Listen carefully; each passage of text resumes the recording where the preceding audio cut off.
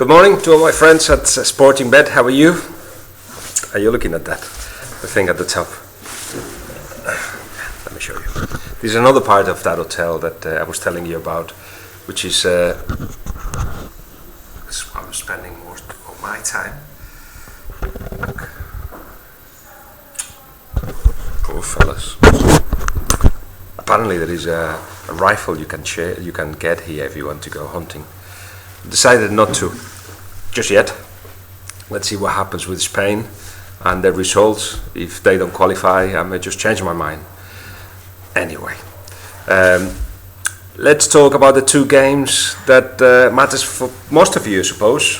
First, Spain plays Ireland today, and what a great discussion I've been having the last 3-4 days in Twitter and everywhere I've been, really, about the number 9 situation, having or not having a striker with Spain. And it may just be you may be getting a bit bored with it now, but I just love the fact that it's a football discussion where everybody has got a say, and they're all very interesting points of view, of course. Some people even consider it anti-football, arrogant. I just think it's another option. Why not? Where does it say, in which part of the rules of football says, no, don't play without a striker? Anyway, it was clear that the system was a good idea, but the performance, the execution of that system wasn't so good. So that has created doubts in the mind of media, and perhaps on Vicente del Bosque as well, who may change the team. When you change the team, it's because you feel that something hasn't worked. Now, the suggestion is from some people that Fernando Llorente or Fernando Torres could be the addition to the side instead of Cesc Fabregas. So you have a player to fix the centre-backs, the Irish centre-backs. And they identified, funnily enough, a weakness with Ireland, which is the set pieces, actually, defending them anyway. But attacking them is one of their strengths. So if you have a tall guy, be it Torres or Fernando Llorente, well, he can help defend those set pieces.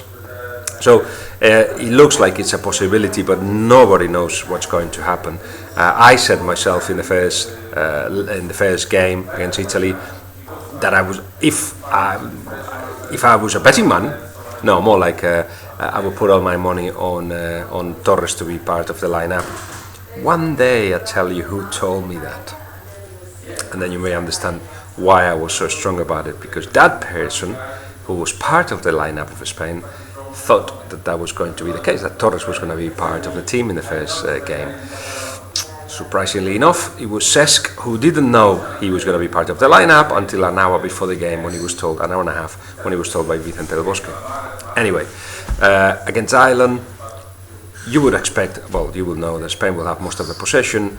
If there is enough dynamism, it's going to help that the pitch will be wet because it's going to be raining. I'm about an hour away from Gdansk, and it's wet already, so that's going to benefit both sides, because Ireland plays long ball as well if necessary, which will create lots of troubles to the centre-backs of Spain. So I think it will be tough, but once Spain scores the first goal, it may just become easier. I'd say 2-1, 3-1 if the Spanish forwards and midfielders are effective enough. But one of the problems of Spain is that they haven't scored many goals, so perhaps 2-1 better than 3-1. And then England playing against Sweden. Now, with the presence of Ibrahimovic, Sweden is a Ibrahimovic team, basically. It all goes through him. And I'm starting to think that without him, it may sound crazy, but without him, the team may improve, because everybody will take more responsibility and it won't be so focused the way they attacked. It's an old-fashioned team that way, but it can create problems and it can score. I can see them scoring 1 goal.